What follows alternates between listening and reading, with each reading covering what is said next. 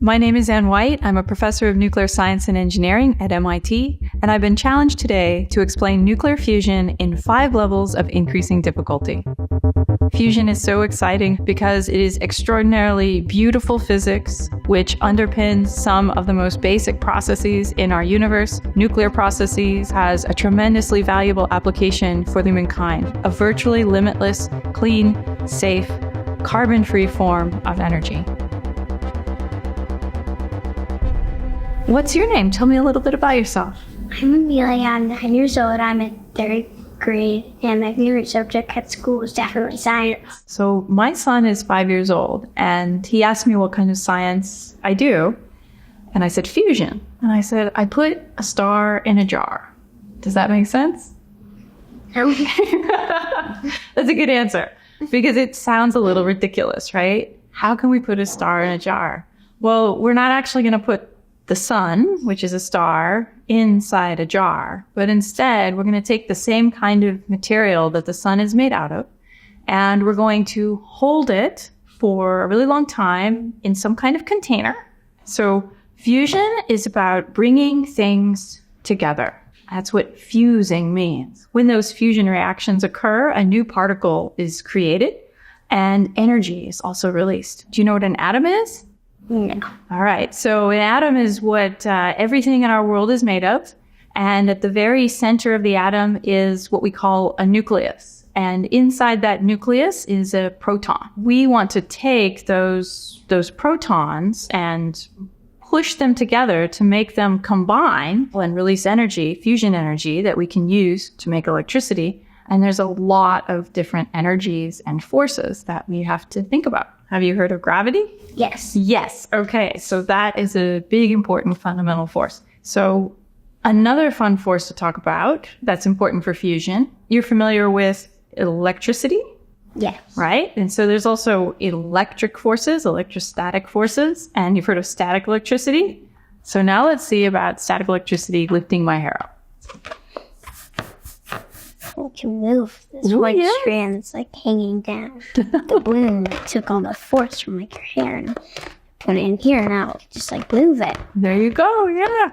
And so if we want to take those protons and push them together to make them combine and release energy, fusion energy that we can use to make electricity, then we have to actually overcome that strong electrostatic force that just want to make those balls bounce off of each other. There's another force, which you might be familiar with, which is like a magnetic force. We just learning about that. Our teacher showed us putting one magnet on and then flipping the other one around, and it made it the top one kind of bounce. Yeah. And I was also thinking on how they do that. You know, scientists are still studying exactly how magnetism works, right? It'll still be there for you to tackle when you become a scientist. Have you ever seen one of these games? Yes. With the iron filings? So if you take this and you take the magnetic end, maybe you can show us what's going to happen with it while you move around those iron filings with the magnet. You're totally in control of that material. You're pushing, you're pulling it, you're moving it around. And so you're using this magnetic force to also do something useful for you. Have you learned about the states of matter? Yes. Tell me about that. So we were in 2nd grade, and she put up a picture on the board, 3 states of matter. She shows a picture of ice, a picture of water, and a picture of gas. Did you learn that there's also a 4th state of matter? No. When you heat up a gas, you create a plasma. A plasma is the 4th state of matter. The plasma I study is actually invisible. That's going to be hard science. Yes.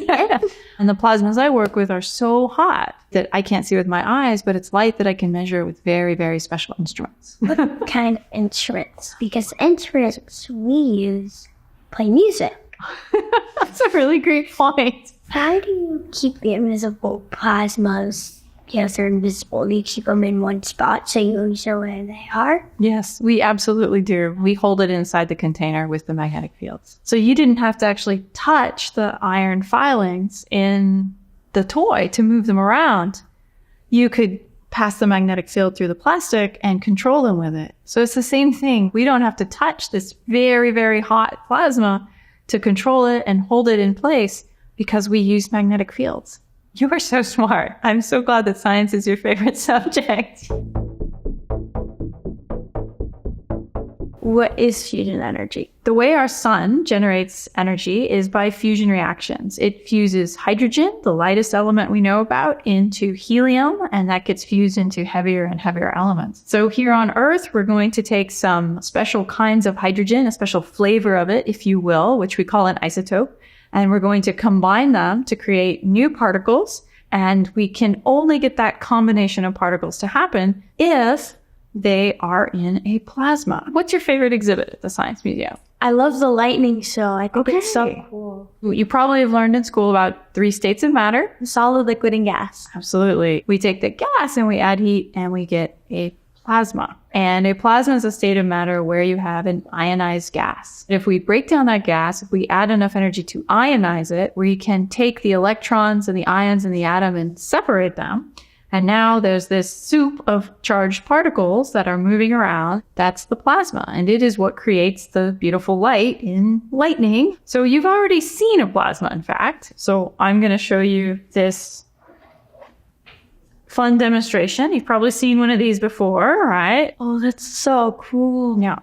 So the way this is happening is this glass ball here is a container for our plasma.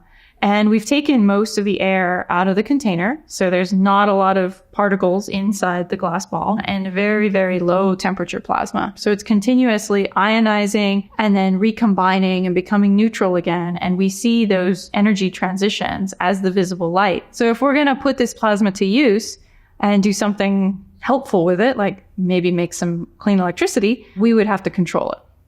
Yeah. And another word for controlling it is confining it. So let me turn this off and set it back down. You're probably wondering, what is this thing on this table? It's a model of a tokamak. And that's the name of a device that I work on with the goal of creating clean energy. Have you played with magnets in school? Okay. We've learned about how it has to be a positive and negative charge. And we've done those things where you can put them with something in between them and just move one and the other will always follow. This is all very important to sort of understand how we would create a container that would let us hold a plasma in place and control it. Have you ever played around with an electromagnet in class? It's a coil of wire, much like this big red coil of wire right here. And when we push an electrical current through this wire, it creates a magnetic field that goes around the wire perpendicular. So if you want to know the direction of the magnetic field that's being created by pushing the current through the wire, put your thumb in the direction of the current and then curl your fingers like this. Yeah, and that's the right-hand rule. So if we push the current this way, we're creating a magnetic field in this perpendicular direction. So if I drive a current in this red wire, like this, which direction will the magnetic field go? Yeah, exactly, perpendicular. And if I drive the current in this green wire, which direction will it go? Exactly. Yeah, the long way, perpendicular. Now, this is a bit of a trickier one. The blue wire is going to act like a transformer action. And so by changing the current in the blue coil, we are going to be able to run a current in this direction around the tokamak. And now think back to how the wires worked. If I have a current going like this, where's the magnetic field? Exactly. Back this way, the short way around the tokamak. We can now put together the pieces and understand the 3 magnetic fields that we need to confine a plasma in our tokamak. So our plasma will be inside this vessel in the shape of a donut. What could the tokamak be used for in real life? Oh, I'm so glad you asked. So what we want to use the tokamak for in real life is to confine this super hot plasma, and we're talking 100 million, 150 million degrees, because the plasma is so very hot. The particles have enough energy to interact with one another and fuse. When those fusion reactions occur, we are releasing energy that's inside the nucleus, and we can harness that energy to make clean electricity. So what have you heard about fusion already before today? The impeding joke is that, we've looked forward to fusion for a long time, but you've not exactly gotten there yet. But if we do ever get there, it would solve a lot of our energy problems in a dramatic way. Do you have any idea about any of the challenges? Why has it taken us so long to get to fusion? Making a star on Earth is not easy. So we are trying to bring a star to Earth. We are not going to be using hydrogen the way our star in our solar system, our sun, uses hydrogen to make helium and generates fusion energy that way.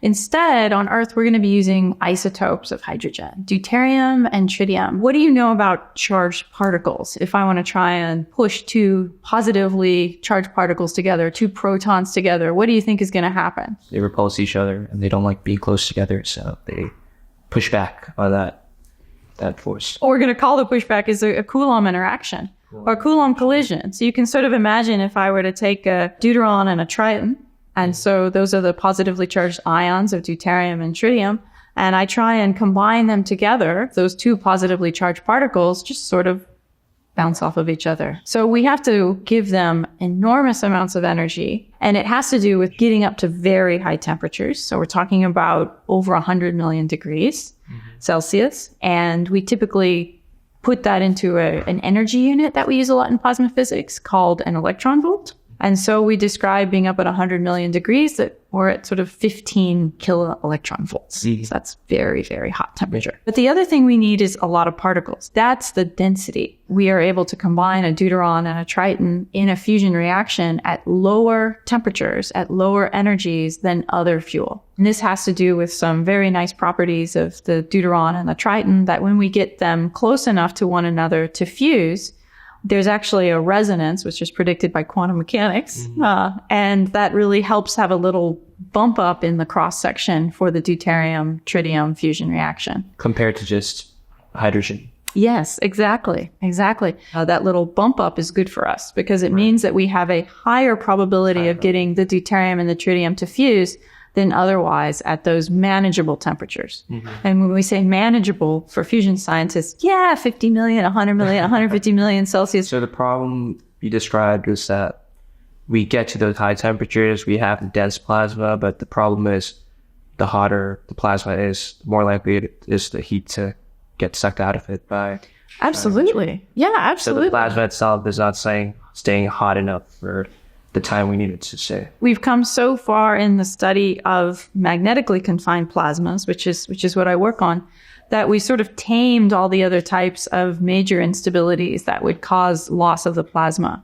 So you might be asking yourself, what is the energy that's coming out of the fusion reaction? So we've got the deuteron and we've got the triton, and so they combine in a fusion reaction, and that produces a neutron and a helium nucleus. But the neutron doesn't have any charge. Yeah, so it comes out. Exactly. So it comes right out, and it's the kinetic energy of the neutron. And we want it to interact with our overall energy system.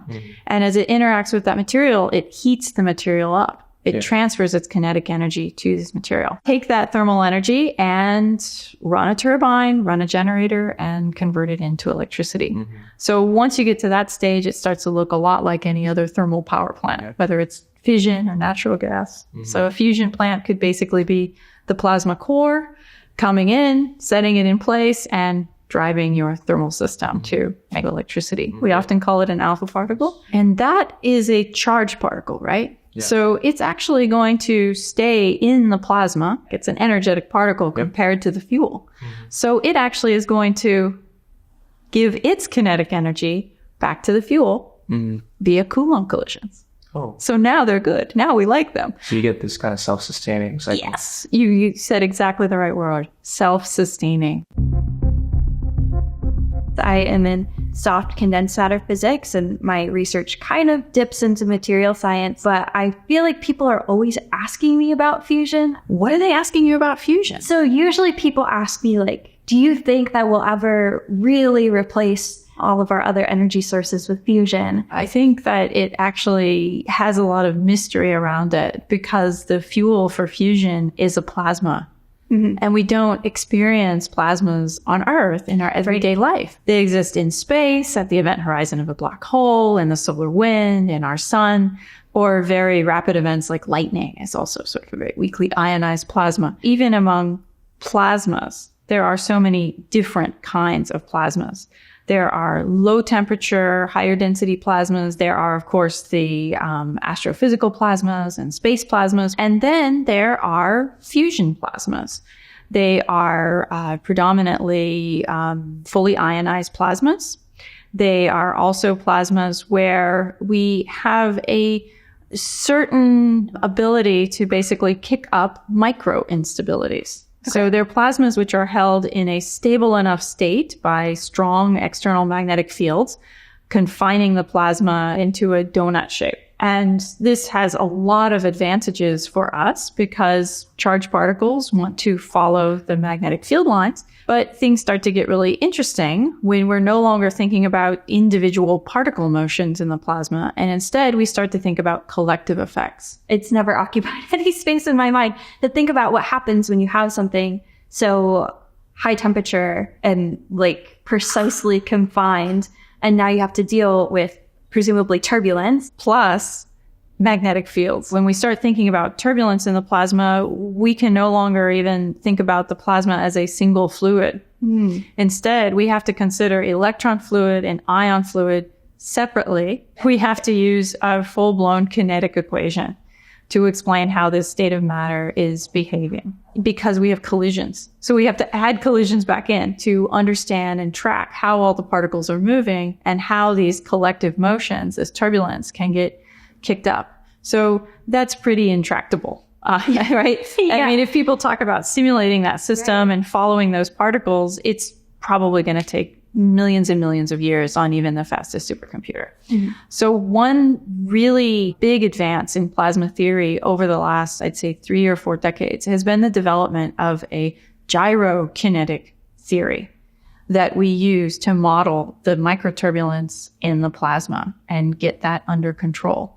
And the reason it's so important to get the turbulence under control and understand it is because turbulence is the primary heat loss mechanism, the primary way that heat is transported from hot to cold across confining field lines in a magnetic confinement system. Being able to study it, measure it, and predict how it's going to behave is really one of the big hurdles to overcome. Could you say the name of the model again? Absolutely. So it's a gyrokinetic model. Gyrokinetic. And we talked about how challenging it would be to follow every particle in space and know its position and know its velocity at all times. So what gyrokinetics actually does as a theory is it takes advantage of the fact that when we drop a charged particle into a strong external magnetic field, the Lorentz force bends that particle's trajectory into a helix. And so now, if we know that wherever the field line is going, that particle is following it in this helical, in this corkscrew trajectory, we can say, aha, I no longer have to worry about following that particle's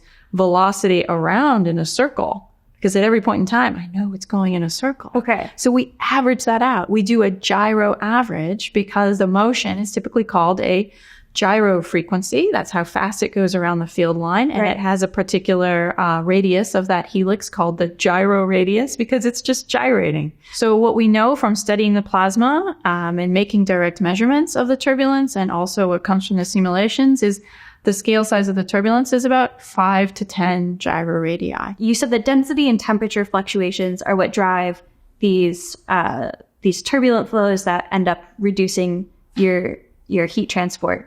Is there anything that can be done to minimize those density and heat fluctuations, or is that just like down to the statistics of things? I love the way you framed it because originally, like in the 60s and 70s, people did not think that microturbulence would even be a problem. But as we started to make more and more measurements and build higher and higher, basically performing devices, we started to see nothing is matching the expected performance. And that's because people thought that Coulomb collisions between the particles, just interactions of charged particles, would dominate cross-field transport, right? What happens with turbulence is it enhances the transport of particles because now we're not just talking about this random walk of collisions. We're talking about conduction, convection, eddies, structures, microstructures, flow generation, very complex soup of activity. Turbulence for me, like really hits on one of the most beautiful parts about physics. Like it's so complex, and that's what makes it like visually beautiful. That's what makes it mathematically interesting. And it's also what keeps us so puzzled about it. Yeah, turbulence is beautiful and so fun to study. I'm a research scientist at MIT, and I work on computational plasma physics, basically doing simulations that can accurately describe what's going on inside these fusion reactors, like tokamaks and accelerators. They have plasmas that are magnetically confined. So we're trying to predict how the plasma behaves so that we can build in the future better reactors. What's one of the most exciting parts of your research right now? Something that we were not able to do until very recently was actually using first principle simulations to predict the performance and efficiency of reactors. The developments in plasma theory and computation and simulation that has been thoroughly validated over the years in many experiments, that now we're using those simulations to inform how to best operate our future reactors. It's very exciting because so far we've been getting great results. It's very, very promising. Where we're going with a lot of the experiments right now is trying to produce some maybe outside the box data sets that we haven't seen before. Mm-hmm. And then, of course, ultimately compare them to the simulations and do a bit of this validation, maybe where we're not just looking under the lamppost, where we're going a little bit outside the comfort zone. That means going from measurements really sort of more in the middle of the plasma at about mid-radius, pushing all the way out to the edge, where the turbulence starts to become very different in its nature. It becomes a lot more electromagnetic. It becomes sometimes larger in scale, just physical scale size. And some of the things we're starting to find was that turbulence features and turbulence characteristics in the edge of some of these high performance plasmas don't always behave the way we think they do. So as we think about pushing our measurements and our study of the turbulence from the core to the edge, how does that influence what you're working on now? The edge of the plasma gives you the boundary condition, really, for the simulations that then we do in the core. You need to start somewhere, determining what is the temperature very close to the wall, really, of the machine. And when you get that temperature, then you can actually integrate inwards with the rest of core model. It's going to be very exciting in the next years when we can actually make some measurements in those devices and compare them to simulations so that we can have more trust in the predictions for the next step, for the reactors, the power plants. Maybe both of us in our own way answer the question that we always get asked: when is fusion going to happen? When are we going to have fusion electricity on the grids? It's hard to say when it's going to arrive. I think that with the arrival of private companies and venture capital, that is accelerating things a lot. So I don't think fusion is 30 years away and it will always be. I don't think that's true anymore. So you're saying lots of private companies have entered, and that's injected a lot of private funding, not just government funding. Oh, yeah. The nature of of private ventures is, you want to get commercial as soon as possible. So I think they're accelerating things. They are actually taking advantages of discoveries in other fields, like in the case of high field fusion with Commonwealth Fusion Systems and Tokamak Energy, those companies, they are using high temperature superconductors. It's an advancement that has come recently from material science, right? Or machine learning, artificial intelligence. Those breakthroughs in other fields, I think, can really accelerate fusion.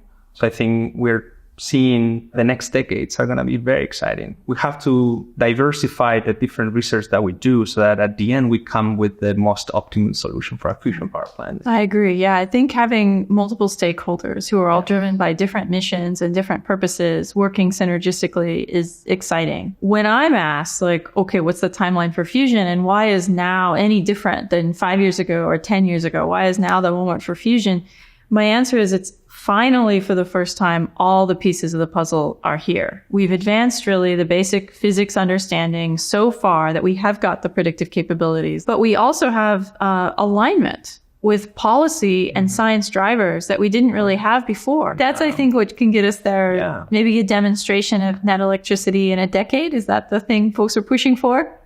We're pushing for it. Yeah, there are challenges still to overcome, as you know, and hopefully we find solutions to those when we have new experiments and when we actually push forward. Yeah, the potential is huge. Fusion energy research is an extraordinarily exciting field that is pushing the frontiers of what we can do experimentally as well as what we can do computationally. Fusion might be closer than we think, and tremendous advances are being made every day.